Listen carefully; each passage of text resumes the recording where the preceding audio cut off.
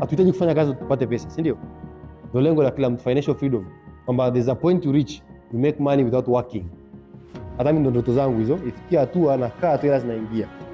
Namna gani sijui, ndo na figure out size sasa, lakini that's the point.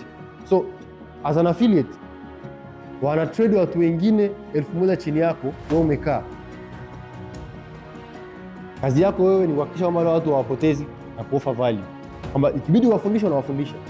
Unahitaji sehemu kama hii ufanye seminar, wanipigia simu, unahitaji sehemu kama hii na clients wangu hapa 100 wanataka kutrade lakini hawaelewi wafanye nini, na kulipia ukumbi. Unakuja unakaa nao 3 4 5, kama nitakuwa nimeshafungua ofisi unakuja ofisini unakaa nao unawafundisha. The aim nini? Waendelee kusustain kwenye game long enough. Sawa?